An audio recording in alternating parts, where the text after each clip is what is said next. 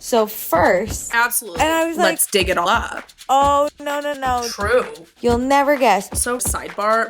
Yes. And also, I feel like I shouldn't have to remember everything. I know. Actually, I have to talk about this. 3, Hi, everyone. 2, 1. Hey. I'm Alicia. And I'm Meredith. And this is Also Podcast. We have a very exciting guest for everyone. As you know, on One Season Wonders, we recently covered Kid Nation, a show where kids are forced to go to New Mexico. 40 days, 40 nights in the desert. They did it for all of Lent, basically. Anyway, one of our favorites from the show, Laurel, was so kind enough to agree to an interview. And she was absolutely lovely to speak to. We had the best time with her. We were both cracking up. I think we're best friends. She was so funny. That is what's coming to you today. We hope to honestly keep interviewing the people of Kid Nation because it's honestly such an interesting experiment that happened. Yes. But Laurel is our first, and I think that was the best it could have been, was Laurel being number one in our hearts. She was incredible. So here's the interview. Amazing. Well, thank you so much for joining us. Absolutely. Thank you for having me. You were a very long-awaited guest, someone we really wanted to speak to. Definitely one of our favorites from the show. Oh, thank you. The only two-time council member, or two-time in a row council member. It's hard to remember. It might be such a, because we're going to talk about you as like a 12-year-old, which is so crazy. Right. So if you're ever like, I don't remember. Right. And then all season, because this had to just be the worst thing in the world, I would have cracked under the pressure of Kid Nation, but I was like, Laurel somehow makes it through. She's Boston strong. So Laurel, Alicia loves so the Boston excited. Strong since episode 1. You're the only one not crying all the time, and I was like, I would have cried. There was a lot of crying. It was a little dramatic for sure. Producers edited you so well then. They really did. She looks like she's so together. I wasn't crying. I was saying everybody else was crying. Oh, most see? of the time. Boston strong. You were so put together. Thank you. It was amazing. I don't know, but thank you. So we must know, because Meredith and I, we were probably the same age as you when you were going on the show. I didn't watch it as a kid, but Meredith did. And then we do this thing on our podcast where we do One Season Wonders and we watch a show that only had one season and talk about it. And so Meredith was very like, we must watch this show. You're gonna love it. And so it was so easy for me too to like put myself as a 12-year-old and be like, what would have happened? But then we started talking and I was like, how come our parents didn't get us on this show? So Laurel, I have to know how you got cast, because Meredith and we wanted this for ourselves. I understand. It was a great experience, and a lot of people have said that to me, that they wish they could have done something like that. And I wish too. I think it was so much fun, and something that every child, maybe not to that extreme, but every child I think should have some sort of experience like that at a young age, of spending time, safely, like living on their own or trying to rough it for a little bit. I think it can be really beneficial. But this is a very long answer, because every person that got cast in the show had a very different, specific way of getting cast. Like it wasn't, and this whole process started in like 2004, 2005, I believe. Wow. I didn't get on and start auditioning until 2007, but there were kids and families and, they had been scouting this and storyboarding this, I guess you could say, for years before it like finally came into fruition. So they were scouting kids for like all different reasons. There wasn't really, the internet wasn't as popular obviously as it is now. Yeah. So it wasn't like there was backstage.com or like cattle call postings or, so it wasn't really like, hey, come down and audition if you want to be on a reality show. They weren't really looking for like child actors, or they weren't really looking for kids who wanted to be like in the industry, if that makes sense. Yeah. That wasn't the goal. More like a Survivor, as far as their casting went, where those people were more just like, kind of like, we just love this idea, and we, they would probably do it even if there weren't cameras there. So they picked kids that were like really, really like student leaders or Boy Scouts, Girl Scouts, obviously beauty pageant, anyone who was like a child who exceeded at something in their own sort of community, if that makes sense. Yeah.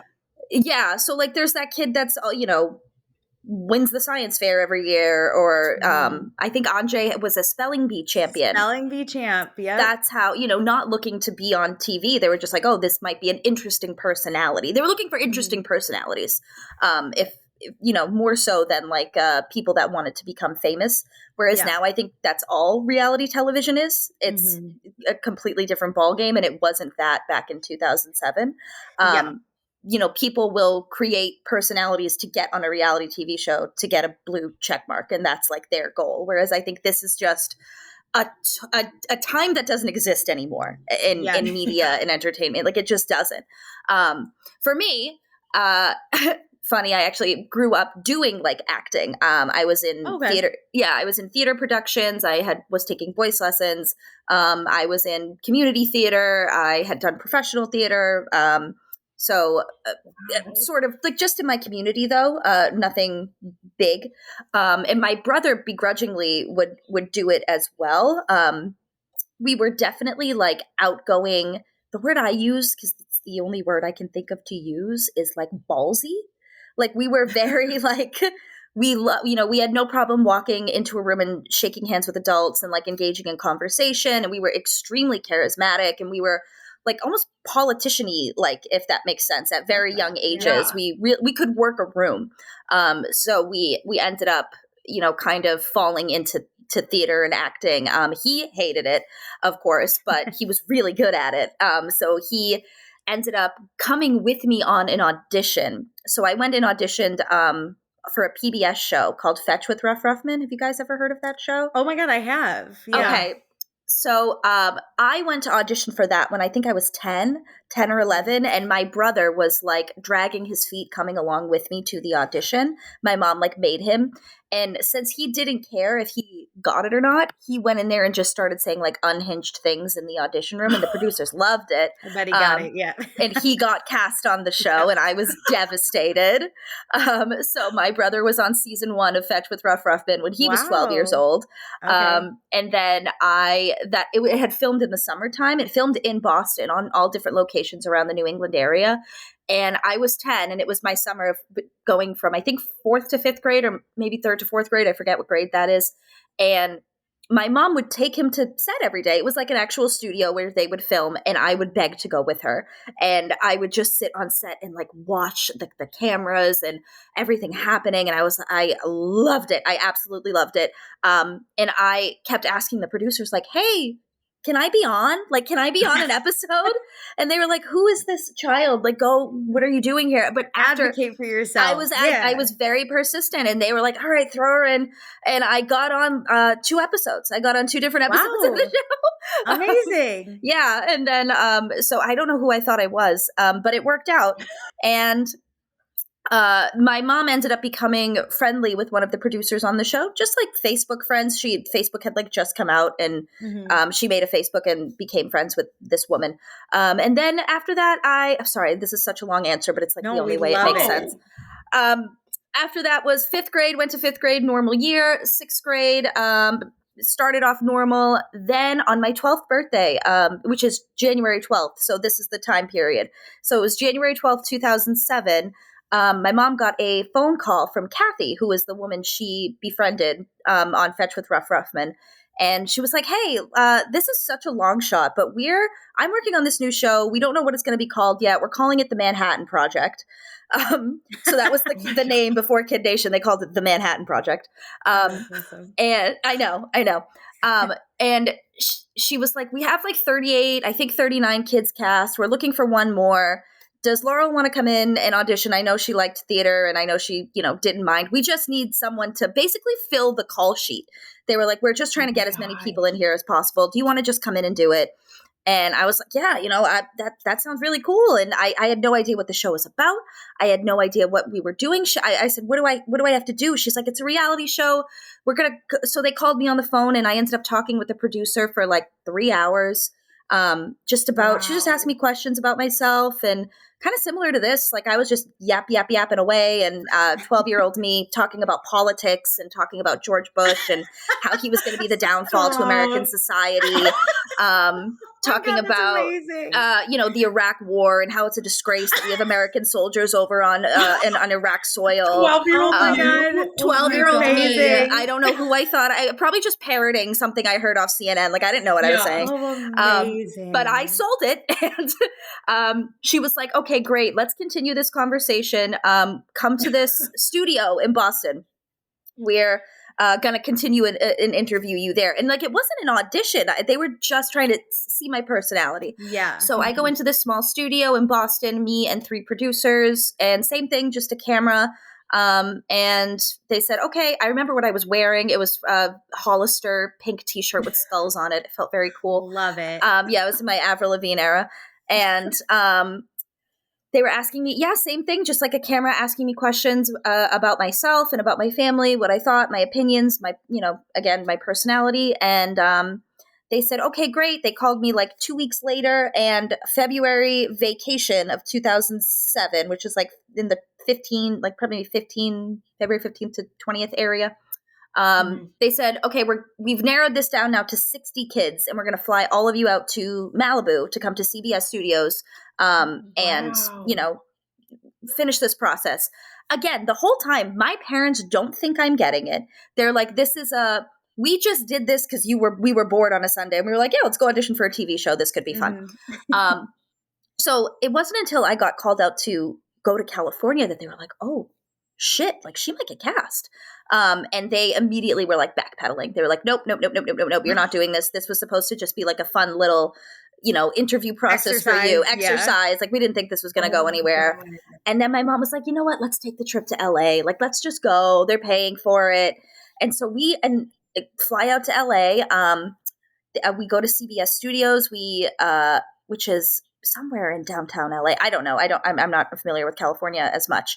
And I interviewed with Les Moonves, who was the head of CBS for a long time. Oh my God. Yeah, I didn't know who it was. And then my mom was like, that's Les Moonves. And I was like, is that a disease? Like, I don't know what's a Les Moonves, I mean, that's insane that he was working on this project. He was. Yeah, I interviewed with him directly. We actually, I think, got into an argument about politics at some point. I got into an argument with some hardcore conservative Republican at one point who was like 40, like a 40-year-old man. And I was like, ahead of your times. I don't know who I thought. Once again, who did I think I was?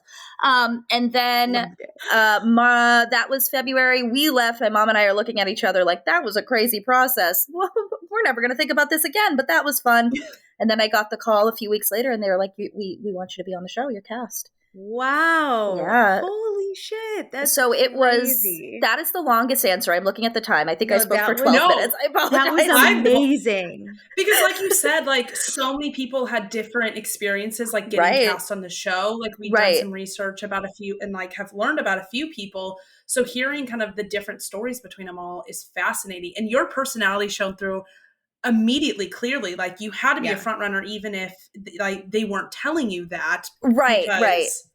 Apparently. So that was, and then they called me, so filming started April 1st, 2007. Yeah, you guys missed school. We missed school, which but was this crazy. Fool's Day though. Like I would have thought you were joking with me. No, dead serious. But just to like put it into perspective, I got the first phone call learning about this thing in January, and then I was in the desert April 1st. So it was so fast. And yeah, it was really, really difficult for my parents, particularly my mom, to like agree to do this.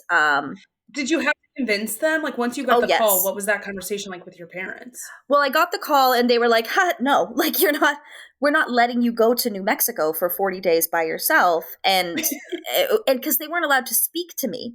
Yeah. It was, reality TV show rules. They were like, we know the horror stories. This was also the time of Lindsay Lohan and Paris Hilton and Britney Spears. I could see the paparazzi from my hotel window when Britney Spears was shaving her head and beat when that's what we were auditioning for Kid Nation when that was happening down the street, when Britney Spears shaved her head and then beat up the car with an umbrella.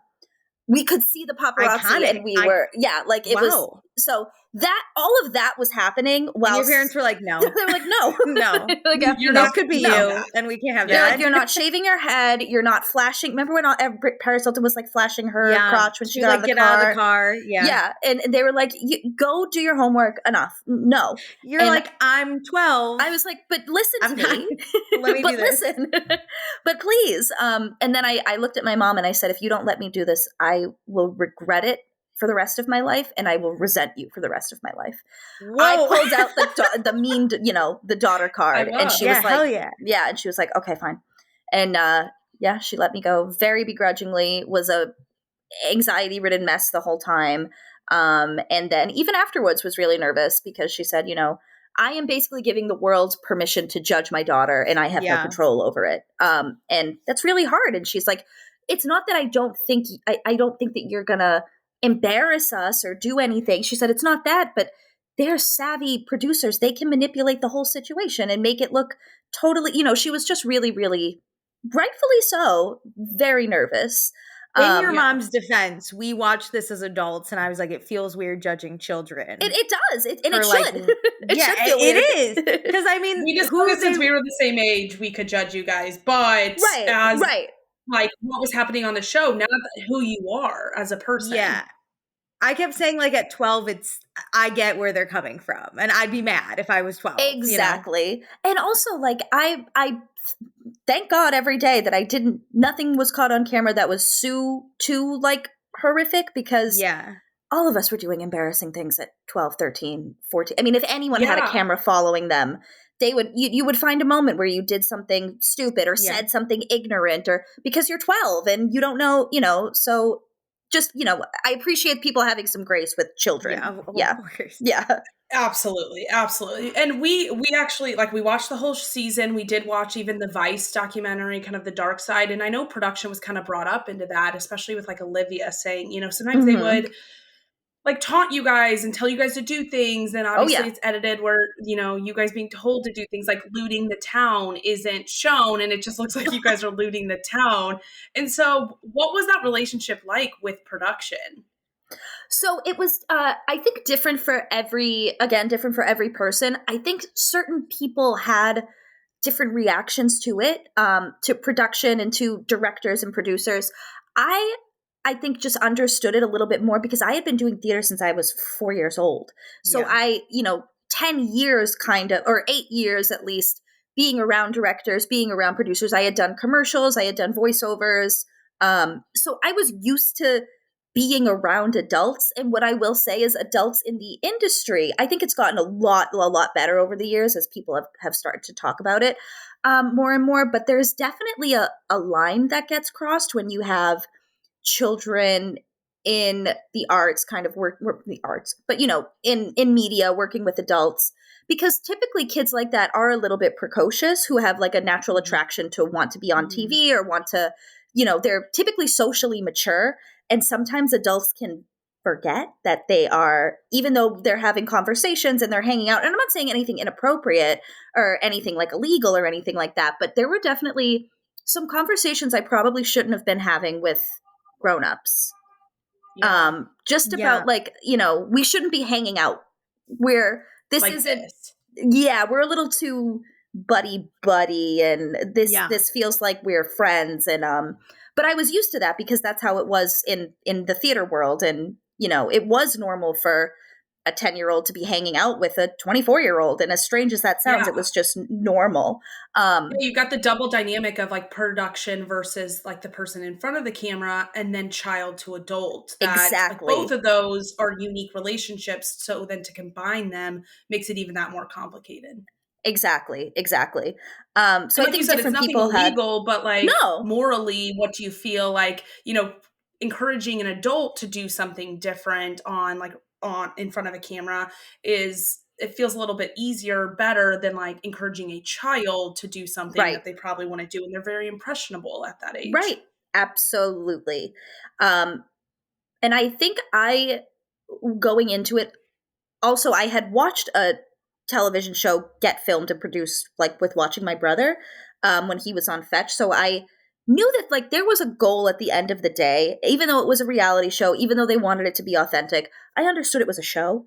So I kind of played into it. If they wanted me to say something, I would say it. Like, I got that it was a show, and that people, they would never feed you lines. They would never say this exactly, but they would try and gauge a reaction out of you, or they would say things to cause you to react a certain way.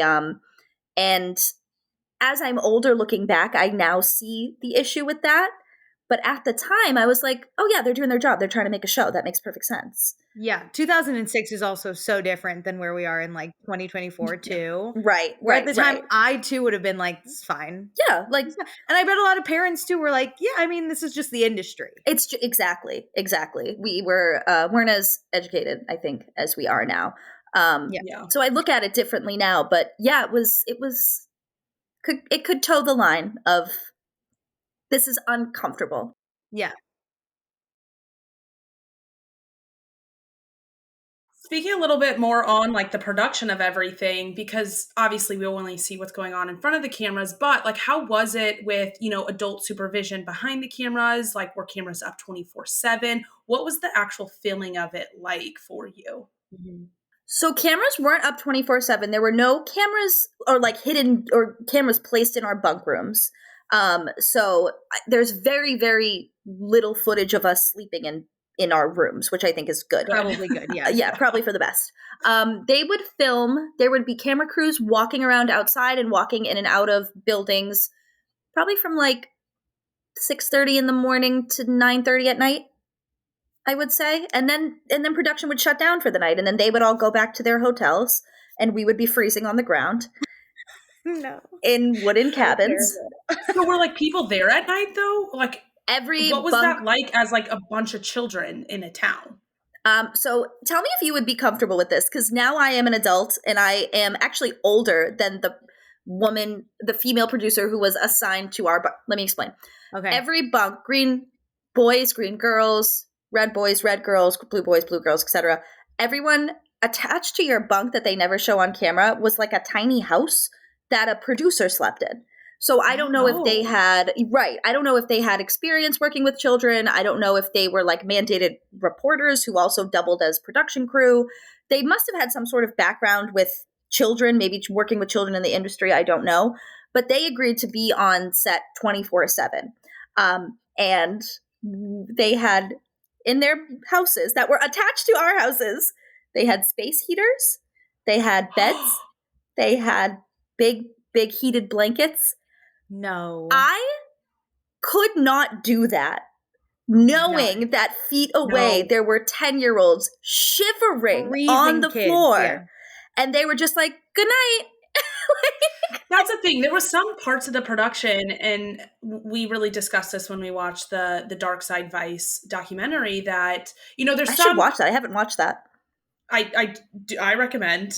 I recommend. It's not anything like groundbreaking, especially because you experienced it. But it brings up the conversation again of like, okay, so we have kids go do this Survivor-esque type of show, but how much do we leave them to the elements versus like their kids? What do we help out? And we discussed like probably giving the kids like a cot to sleep on so they're not on the ground would have been is not insane. Better. Or like it won't ruin some sort the of TV heat. experience if you can sleep. It'll still be uncomfortable. Like no, prisoners were given better conditions than we were. Yeah, 100%. And like the people who sign up for Survivor are adults and typically have trained for it.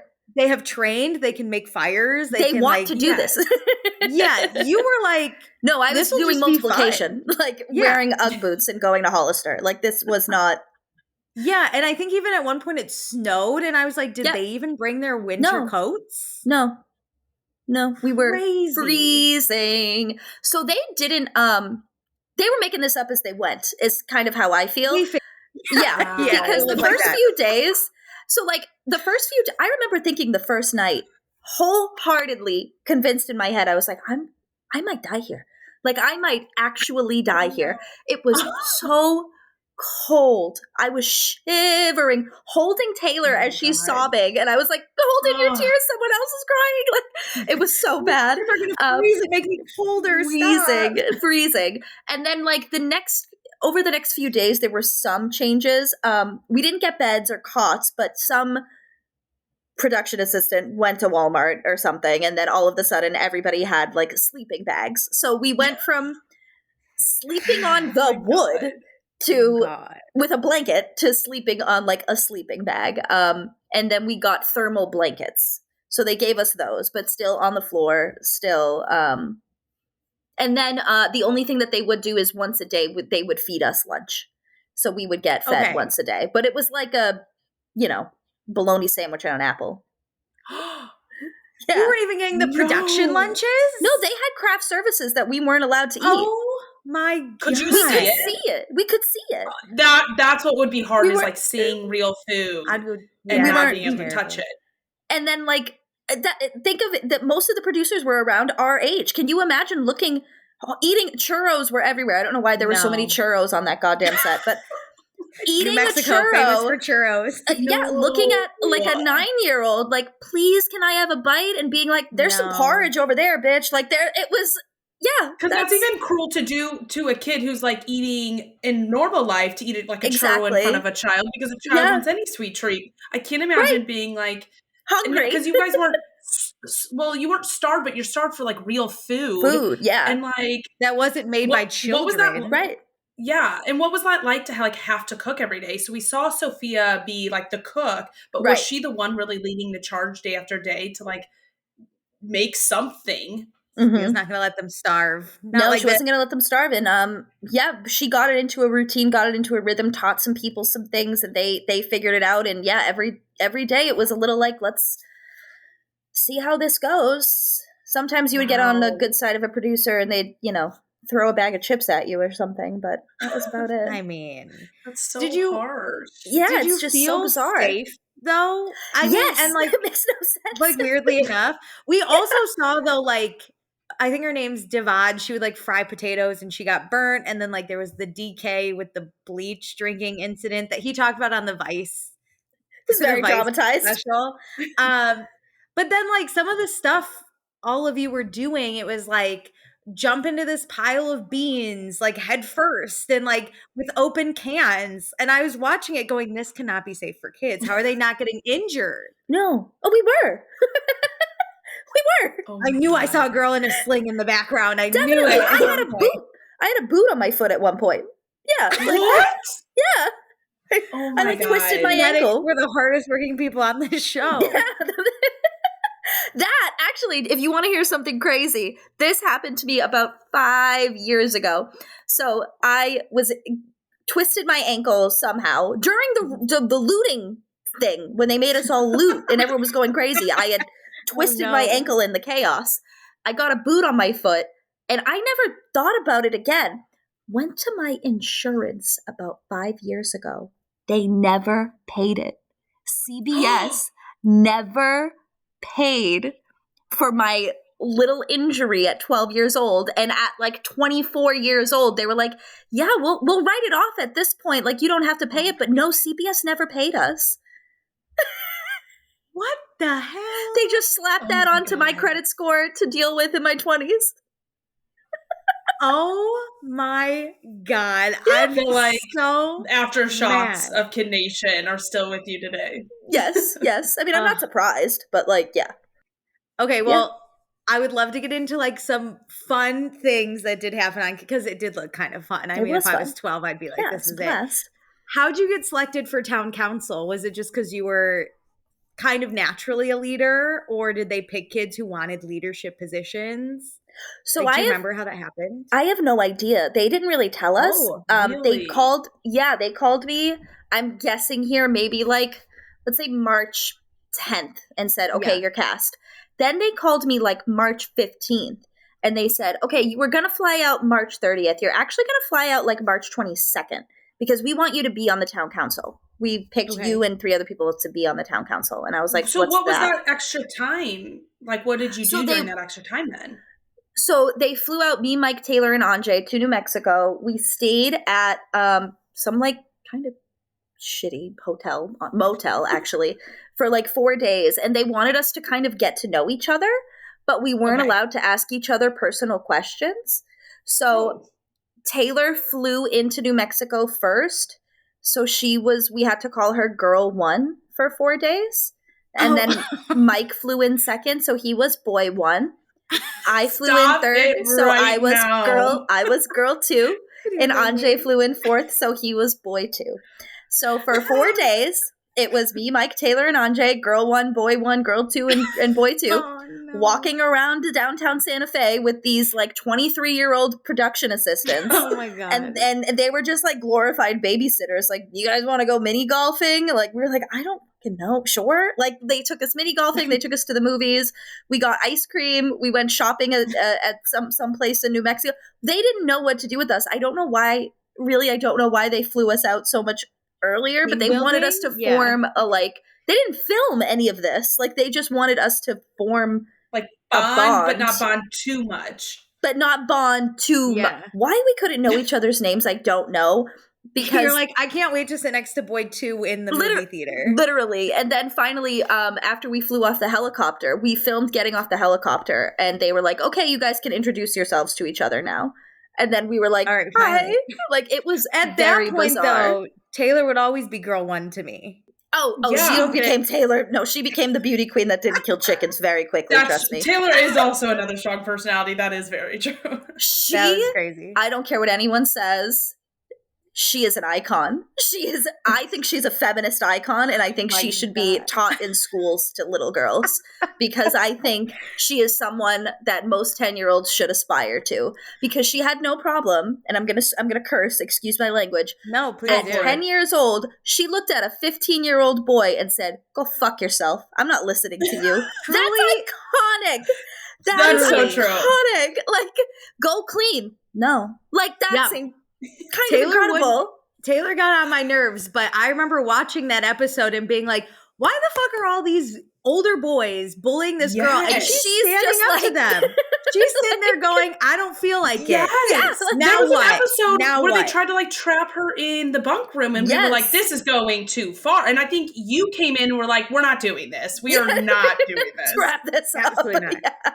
So, I remember that. I was like, just let her go. You guys are being crazy. She had a spark to her. I will give her that. She was not fucking around. Yeah. Loved and I'm not close with Taylor. I don't keep up with Taylor. Like, we're not friends. But there is a part of me that's like, you were a little bit of a bad bitch. Like, you kind of were. You kind of were. So I do respect her. I have the I respect her like I respect Margaret Thatcher. You know what I mean? Yeah. Like, I'm terrified, disgusted by, but also very impressed by. You know, it's very confusing. Yeah. I get it. Yeah. Okay, episode 1. I watched it and I texted Meredith and I said, there has to be so many crushes on this show, because all these young tweens are just like going to a undisclosed location without their parents, and there's boys and girls and like all of that stuff. And Laurel, I have to know, were there crushes and they just didn't show it up? Oh my God. Everyone was dating. Everyone was dating. Oh, I love it. Did you have a crush? Tea, please. Did you have a crush? Well, there were many first kisses that were had. Whoa, I knew it. I knew it, Meredith. Oh my God, this is going down. I didn't think about anybody's first kiss happening, though. Well, they were 12. They were 13. You know, it happened. I mean, it is kind of cool. This is my only cool thing in like the romance department is my first kiss was in the New Mexican desert under the stars looking at the mountains. Romance. That is Nicholas cool. Sparks, eat your goddamn heart out. Like, romance. Yeah. Was it awful? Yeah. But like, it was an iconic setting. So there were lots of first, I will never forget. I've never had a kiss that in a beautiful setting like that since. So romance is dead. It gets worse. Go to Bonanza City if you want to spice up your life. We just need to abandon more kids in the desert to get iconic moments. But yeah, there was Greg was making out with everyone. I knew it. Everyone. I knew it. Of course. Of course. I knew it. I said, this kid, he's a bad boy. Well, he's hitting on all the girls. He was 15. He was in 9th grade. Yeah. Like, you know, it's a big difference. My first kiss was with Blaine, which was kind of cool. Honestly, I would have had a crush crush on Blaine. He was that's iconic. Sweet. He was so sweet. You're iconic for that, because at 12, that would have been my crush. Too. I clocked him. Man. I clocked him in at the hotel when we were all auditioning. I called him Surfer Boy to my mom because again we weren't allowed to know anybody's names, and she was like, "You need to stop following him." And I was like, "But he's so cute, like Surfer Boy." Like I can't. Yeah, he was scouted because he was a model for Abercrombie. It makes sense. It all checks out. That does make sense. I didn't even think about you seeing all the kids, when you guys were auditioning. So you do have a visual being like, oh, I'm very intrigued. I hope Surfer Boy gets I'm intrigued. I was, him. And I think, we were all kissing each other. I kissed DK. Me and him used to lock lips sometimes, like just out of boredom. Greg, I think Greg. I think he got us all. Who else? I gotta ask, Michael. At 12? My other crush would have been Michael. I knew these blonde boys everywhere. Blaine was like the football player that I was obsessed with, and then Michael was like the artsy boy in the corner who would write you a poem and that you would actually ultimately fall in love with at the end. Do you know what I mean? I knew it. He seemed so sweet. Yes. Yeah. He was so smart, and we would have these like great long conversations. He was like such a hippie, and he introduced me to like nature hippie healing, and I was like, I don't know what's going on, but this is amazing. And like Michael at 12 would have had my heart. My God. Oh, yeah. He's like, look at that tree. He wasn't a stoner, obviously, but he had a stoner personality, if that makes sense. And I was like, this is the coolest kid I've ever met. And he was like, peace and love, man. Let's hug the trees. And like, and I was like, fuck yeah. Like, I don't know. It's kind of cool though that like, cause I mean, in normal school, you have a crush on someone, but then you like are always like nervous around them. Whereas you guys were like unshowered. Oh, had to work together. I never looked worse in my life, and it's plastered on the internet 20 years later still. But I love that you were. I love never that you thought were like, this would happen. I'll hold hands with Michael, but then we have a town to run. So exactly. we're going to get back to business, Michael. We can have a root beer float at the saloon, but Boston Strong by day, root beer floating in the saloon by night. Dancing Michael. On tables by night. Wait, that brings up the saloon. Did they encourage you guys to treat it like it was a real bar? Because you guys we saw you guys doing like Irish car bombs. And like Taylor was doing like shots. Yes, we knew like I obviously I don't think I'd ever seen a bar room. Like I had seen it in restaurants, but I didn't know. I was in 6th grade. Like, but as soon as I saw the shot glasses, I was like, oh yeah, people do shots with them. So we were like playing around, and they were like, I mean, what content of just a bunch of 10-year-olds like taking shots of root beer. Watching you guys take the shot glass and drop it into a Bonanza bomb. Oh my God. Showing the parents when they showed up. I was like, oh, this is incredible. It was the greatest TV I've ever seen, Laurel. It will never be made again, and it's a shame. So that just naturally happened. Like production wasn't like, hey, this is how you do an Irish car bomb. No. Greg showed us. Greg taught us. Of course, Greg knew what an Irish car bomb was. Of course he did. And he was like, "It's lived so many lives." He showed up on his 4th life. That's the only way I can describe it. Yeah, he kept saying, not to make this about Greg, but he was extra hilarious because he would be like, yeah, I could do this challenge. I've worked construction before. And then like, oh, I could do this. I've done plumbing. Oh, I know how to butcher a chicken. He was fully in a union. Like this kid has had 7 jobs. He's got a mortgage to pay. He's very manual busy. labor, basically. He's got a wife and kids. It's a whole thing. No, truly. I was like, this blue collar worker, Greg. It's so true, though. Keeping the town alive. Keeping everything, there wasn't anything that he couldn't do, and my theater kid ass was kind of like useless in so many situations. Sorry, I don't even know what we were talking about, but Irish car bombs. Irish car bombs. Greg taught us.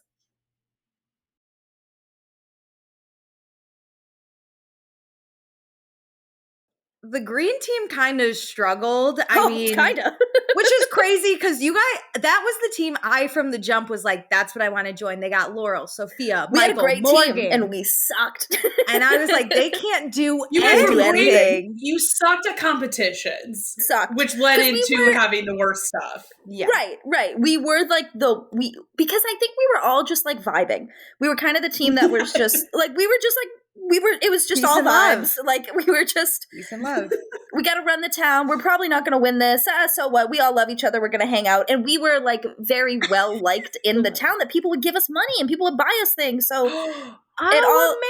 Yeah. That makes so much sense. Yeah. Because you guys spent a lot of time at the bottom. Oh yeah. Like the bottom. Yeah. The bottom. But then Sophia was pandering for money.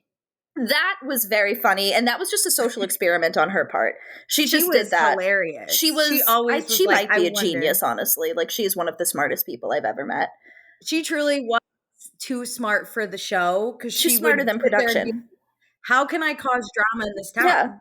Yeah, and she would do social experiments. Thank God, because that made the show interesting. Like all of the little bits that were happening, like I cannot imagine what they would do without those. And those were all her, as far as I know. Like, nobody told her to do that. She was just like, I'm kind of bored. Like, let's cause some problems. So that was great. But then, Laurel, unfortunately, Michael took your spot on town council. It was Were you honestly relieved a little bit? A little bit. It was more, it was a bit more, I will be honest, of like at that point, kind of like an ego thing and a little bit of the glory, and I was 12 and it was kind of cool to be in charge and then be reelected. Like that definitely felt really good. So it was the one thing about town council is we had to get up very early to read the journal every day or something, or to do the fakest thing. Like we would see the producers like typing it and like we know you're writing it. Like we can tell it's your handwriting. So I was relieved for that because we had to get up at like 6 every day and it was super cold in the mornings in the desert. And at 12, puberty and sleeping in is, key. And, I was happy to step down in that sense. But it was really, I loved Michael. I knew he would do such a good job. It was just like, this hurts my ego a bit and I'm a little embarrassed. Yeah. But once that like faded within a couple hours, I was fine. Well, probably for the best because that town council was a mess with Blaine and Greg up there and DK. And I was like, my God. Which angered me because I was like, the fact that we elected 4 boys on this town council should not be legal. Let's start there. Where's the woman? I think Sophia should have been on town council at one point. Oh, she would have been great. I think Olivia would have been very good TV if she was on town council. True. Round 2, I was pro Olivia. Oh, I love Olivia. Council. Yes. Yeah. But you did win a gold star. I did. We must ask, did you get a check or did you keep the star? I didn't know enough about gold, the price of gold or anything like that. And they didn't ask our parents. They were smart and asked us. And they were like, they were like, do you want the gold or do you want the money? And that didn't make any sense I was like, what do you mean? I want the money. Like, I don't, and they said, okay, we'll give you a gold, like a star trophy. That's not real gold. And then you can have the check. And I was like, okay, that's kind of nice. Yeah. So, but it wasn't worth anything, but I mean, I had I would love to have that memento. Oh, I still have it. Yeah. At my parents' place, like it's still there. I still have the green bandana actually too. Love. Yeah. My mom was trying to do a thing where like she was like, let's see how long we can go without washing your clothes, and then the room just started to smell and she was like, okay, we need to wash this. Yeah, absolutely.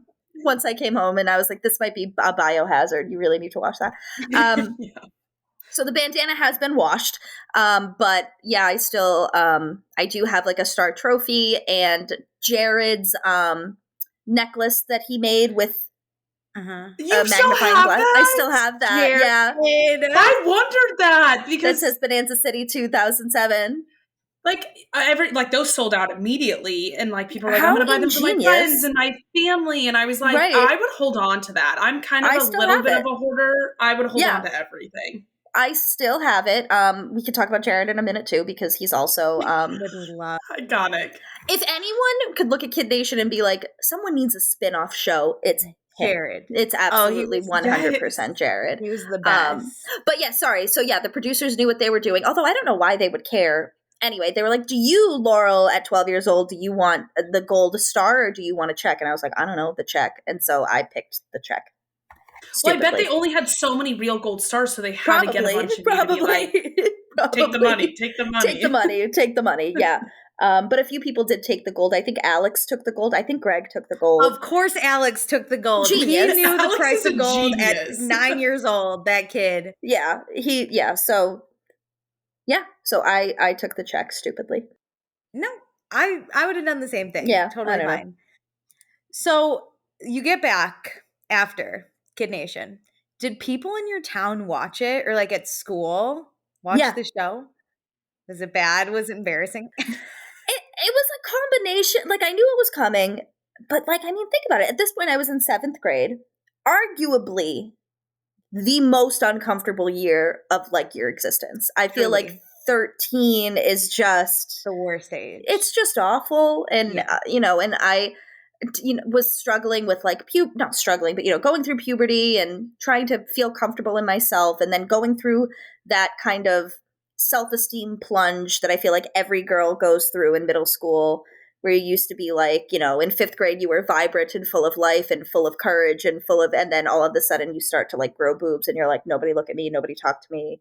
I'm a shell of myself. So I think I was going through a little bit of that.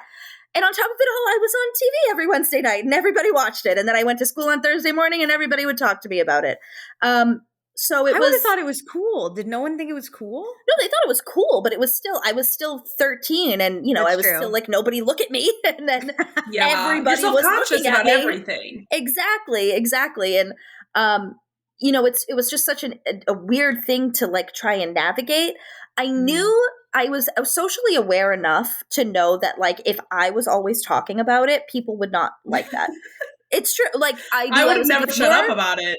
Oh, I knew, right? Because I had also grown up doing like theater, and I learned very early on, even from like 5 and 6-year-old girls, like if you are talking about your accomplishments, especially in a way of like, I'm on a TV show, I'm on stage, everybody's looking at me. I had already dealt with mean girls tearing you down. I already knew if you're in the spotlight as a girl, other girls are gonna destroy you. And that's just comes with. So I was very aware of being extremely humble about it, never speaking about it unless someone asked me a question about it. And if someone did ask me a question about it, quickly answering it and changing the subject, because I wanted to have like giving them information, not bragging. You're like, okay, I will answer your question. And of course, exactly. And of course, all I wanted to do was be like, look at this fucking amazing thing that I just accomplished. But I was, a 13-year-old girl living in 2007 America, and being confident about yourself was like basically illegal. So I just, had to shut up about it. So it was definitely hard because people did have questions, and it is your classmate and your friend that's on this TV show. And like, but I knew like, and people still made fun of me and still talked about me behind my back, and still, who does she think she is? She thinks she's so much better than us. Like, she's on this show and now she thinks she's this big celebrity. I mean, of course. Of course. I mean, the girls on Dance Moms talk about it. Like, girls are vicious. People are vicious. How did your parents react to it? They weren't really fazed by it. I don't know. Probably because you got great at it. I think that's true. But they would sometimes watch things and be like, did you really do that? And I'd be like, yeah. And they're like, wow, that's crazy. But they also, it was sort of like this thing that we weren't trying to focus so hard on, because also at this time there were online message boards, and our parents were just getting slammed. People accusing them of being stage parents, of being neglectful, of being abusive, so even though we were all so proud of it and it was so cool, it was like this unspoken thing that we never really wanted to talk about, because no matter what we said, like, people were looking to tear you down for it. Yeah. Do you know, like, and for me, with my experience, it was especially boys. Boys were a lot meaner to me than the girls were. And I think it's because I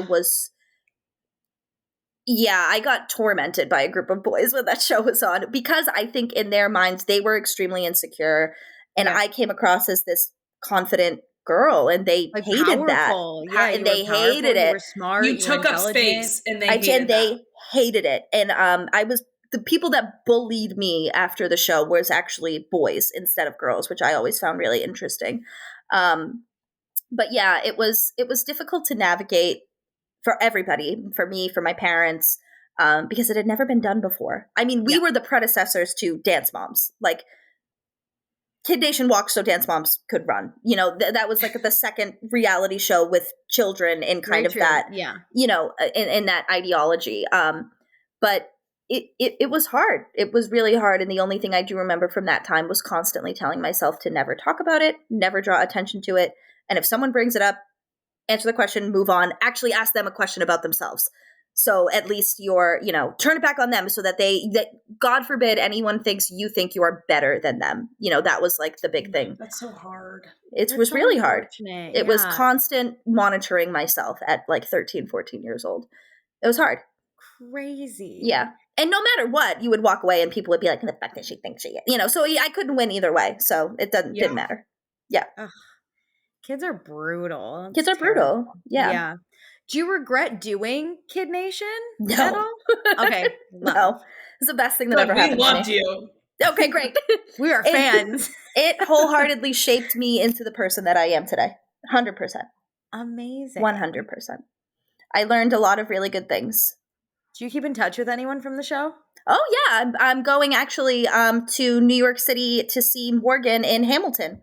I did see she was in Hamilton. She's Eliza in Hamilton. So me and Kennedy are planning a trip. We're going to go down to New York and see her in Hamilton. DK is also like a superstar. We still keep in touch. His music career is blowing up. To anyone listening, please. Oh God, can I plug him? Yeah, of course. I'm gonna plug DK's. I plug him all the time because my mom and brother watched Chicago Fire, and he's so good on Chicago Fire. Yeah, that's DK. Daniel Kyrie, Kyre. Look him up. His music career is popping off, and we love DK, and he's amazing. I love the support you still have for your castmates. Absolutely. Get that bag and I will help you get it because then you can give me part of the bag. Yeah. Was it weird to go from a show that like that was a time where like we didn't have the social media we have now? Right. And so you left thinking like, oh my God, I'm never going to see these people. Maybe I can mail letters. We'll like swap phone numbers.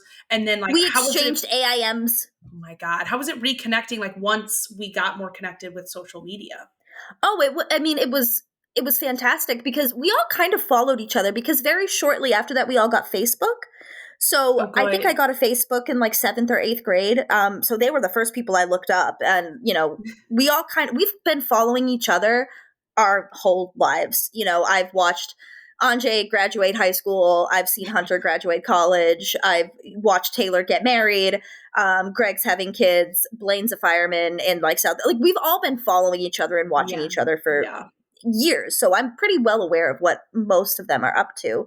But it's been great to like, we all have this shared, very weird, very niche experience that all was, I think for every single person in some way was life altering somehow.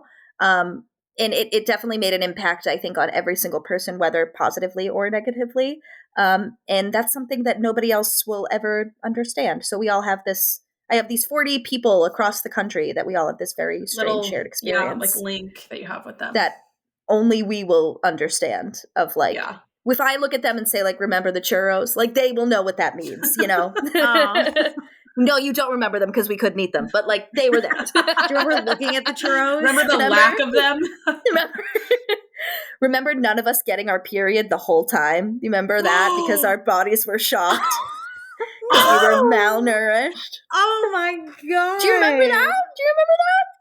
Oh, do you remember being constipated for 15 days? Do you remember that? Wait, the bathrooms? Was it really just the outhouses? Yeah, that was it.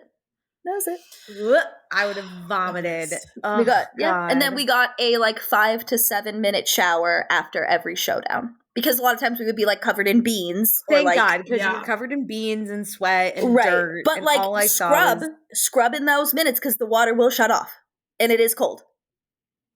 Terrible. Oh my God. Would you ever do a reunion? Absolutely. If someone was like, if someone was like, go spend another 40 days in New Mexico, I'd be like, let's do it. That's hilarious. Yes.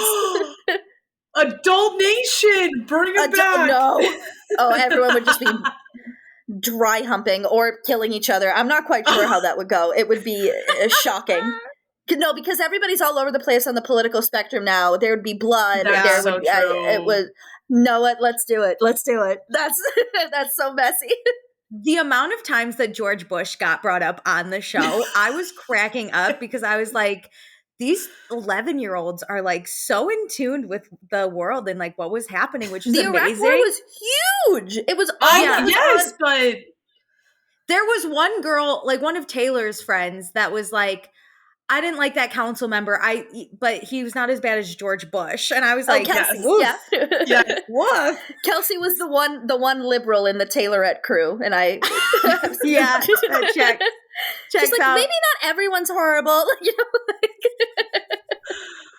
know, no, she had strong opinions and I loved them. She was like, great. She's politically aware.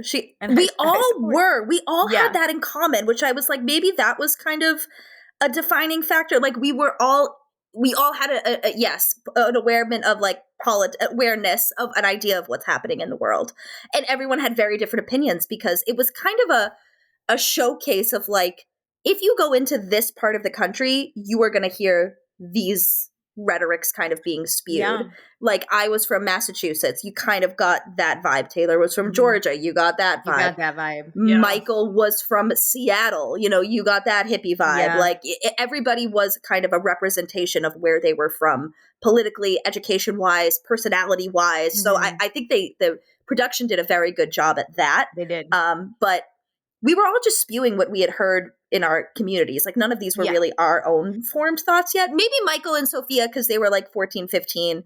I was starting to, but I was still kind of like, I don't know, this is what my parents say. Yeah. So. We figured like the 8-year-olds who were saying stuff, we were like, they had no idea. They had no idea. Like say whatever. Except Alex. Yeah. Alex was probably had a New York Times subscription at that point. That kid had like he knew all the different religions and he was taking polls. And I was like, this kid's amazing. No, I believe there were a few geniuses. I think Alex and Anjay and maybe Jared. I think they were the three that might have been. Honestly, they would talk a lot. Jared's a sleeper. Yes. I think they're actual genius level. And then there was me, like scraping by with a C in math. We loved you the whole show. Thank you. You were so good. And we understand that like people are given edits, but at the same time, whatever production has of you, they have to work with. That is true. In a way, not only did you have a great edit, you were just a great person on this show. Thank you. That's really sweet. Very caring towards the kids when Jimmy was like on his last leg. You were there. Jimmy's a doctor now. Like amazing. We saw that in the Vice thing. Yeah. Like what? But just to plug yourself before we let you go, what are you up to now? So I am currently, I'm starting a master's program soon. I am a special education teacher. I absolutely love it. I work at a local public high school. In special education? Yes, in special education. We teach kids what's called life skills. So it's a combination of children with either behavioral issues, mental health issues, disabilities, educational disabilities, low IQ, whatever it may be. And we basically teach them how to function in society independently. And it's like the most rewarding. My brother did that. Oh, really? Yeah. Oh, he has autism. Awesome. So he did life skills. And now he's 25 now, but he's still in a program that helps like be more independent, you know, like being able to call Ubers or buses and like figure that out. Because at first, I think high school, it was like how to make change. But now we have debit cards, so they don't need that anymore. Exactly. Like we went on the subway the other day and like just learning all about the subway system and how to add money onto your card. And, it's actually really, really like beneficial work. I really enjoy it. I've been starting singing again, just at a local church that I've been going to. I've been singing kind of with them.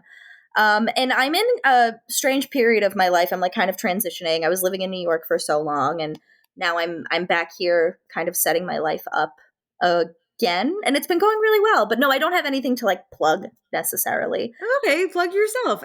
We love it. You can find me on Instagram. I'm Laurel McGoff on Instagram, my first and last name. I'm on TikTok. I think Laurel McGoff 8. Yeah, you can follow me there. I post a lot of gay things, to be perfectly honest.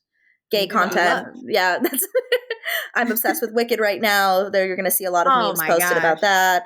Well, we're a big like pop culture kind of podcast, especially TV, and so a big thing we love to review is just what we've been reading, watching, and listening to lately. So what have you been kind of consuming in the pop culture sphere outside of Wicked?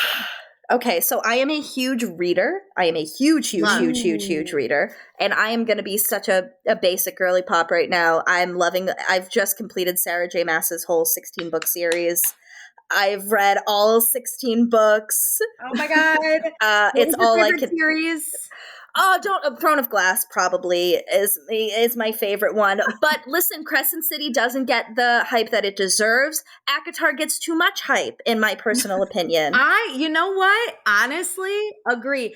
And I think the third Crescent City book got a lot more hate than it should have. I really enjoyed the third Crescent City book. I'm a Lydia girly. Me and too. That was a Lydia book. She came in on the second book of like book number 14 of a 16-book series and became everybody's favorite. That's unheard of. I fell in love. I loved her as the Hind. I was like, you did? Oh, you evil. I like that. I really like a villain. Meredith does. If there's a villain, I'm like, I'm kind of into it. Yes. So I was like, I'm kind of into her. And then she turned not villain. And I was like, oh, I'm so into it. Not only not villain, but like the most moral person actually in the entire series.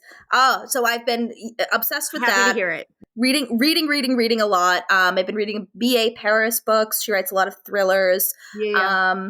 I'm really in my fantasy like era. Alicia is in. You guys are destined to be like best friends. I don't know if you could see it, but I have like my Fourth Ring and my Crescent City. That's what my bookshelf looks like. I have all of them like lined up. I had to go to the library. Behind me? Yes, because I don't have any more space in my bookshelf because she writes 1,000-page books like in a weekend. They're so big. I haven't even bought Throne of Glass because where am I going to put Kingdom of Ash? That's just...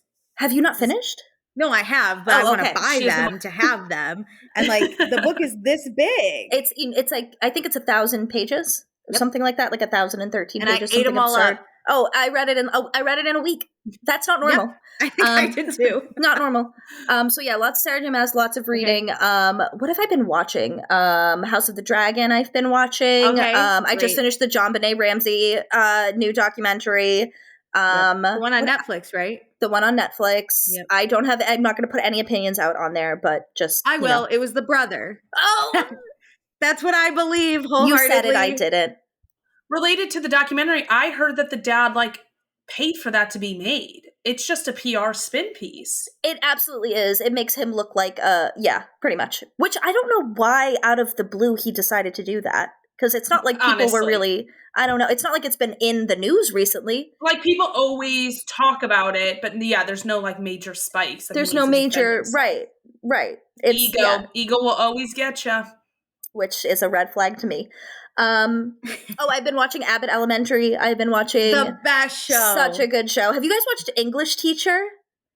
No. Oh, that's the new show, right? It's a new like sitcom. Funny. I haven't watched it yet, but it looked really good. It's Abbott Elementary if they could say fuck and like it's the HBO Abbott Elementary. It's fantastic. Amazing. I highly recommend it. Say less. Yeah. Yes. And what else? Do you guys have any recommendations? I've been going to work and also doing school and trying to get a second, so it's been a lot of scrolling on TikTok at 10 at night before I fall asleep, to be perfectly honest.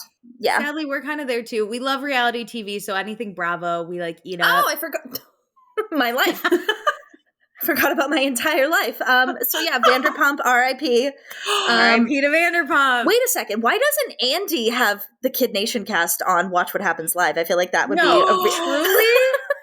We talk about we're big opinionated. You know what I mean? Isn't that a kind of a vibe? Isn't that kind of a move? Andy sometimes doesn't do reunions the way we want reunions done. Yeah. So I was like, hey, Andy, could you hire us to do reunions and we'll bring the Kid Nation cast on and we'll run that because we're well-versed. We got to go to New Mexico. We got to go to the town and do it. We got to go to the town itself. Yeah. Well, now in the town council room. Well, now it's cursed because that's where Alec Baldwin. Rust shooting. Oh my God, that's right. Yeah, now it's cursed. Laurel, when your children bodies step foot on there, I think the curse started. That is very true. That is very true. We bothered some indigenous Native American land, I'm sure, and now they're making, getting us back for all of that. I don't know, but I am afraid to step onto that. If only the plaque was still there. Is it not there? No, I think you guys chose not the plaque because I was pro-plaque. Oh, you're right. You're right. I was pro-plaque. I was crying reading that plaque. Laurel, when you read that plaque and Alicia watched it, she teared up. Oh, thank you.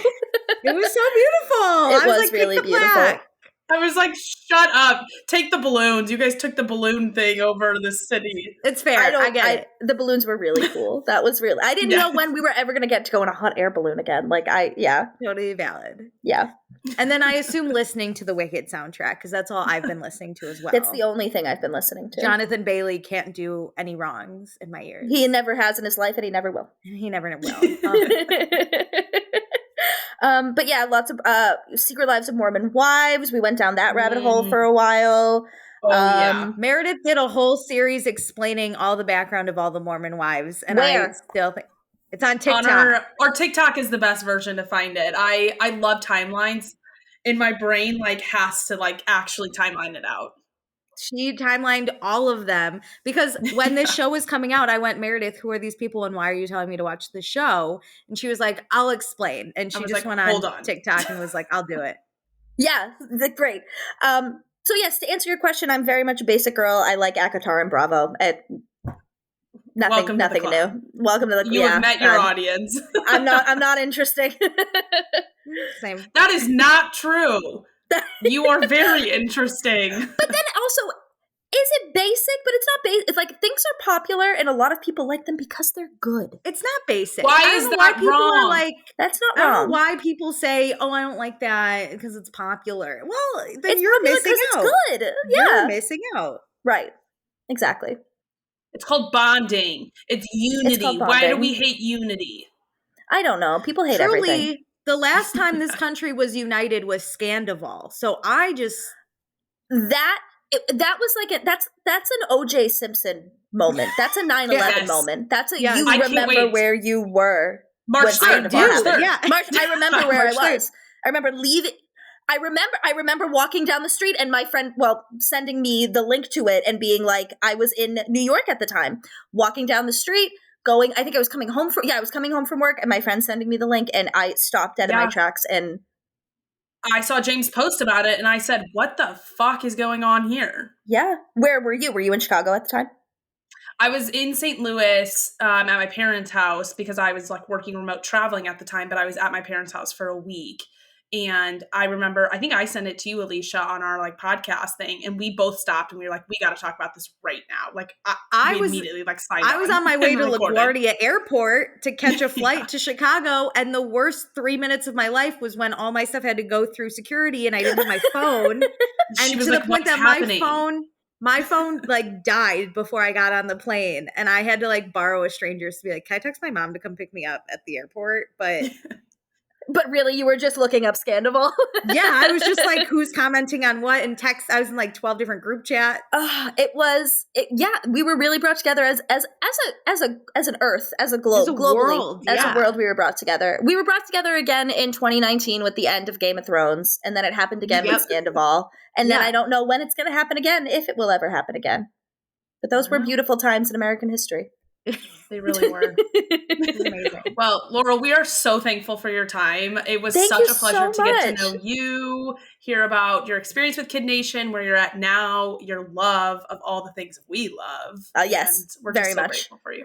Thank you so much. Thank you for letting me fully yap for an hour and 17 minutes. You are still a pleasure. Thank you so much. At 12, you are still a pleasure to speak to. Thank you so much. Thank you for talking. If you're ever in Boston, let me know. Would love. It was such a pleasure. Thank you. Bye, Laurel. Thank you.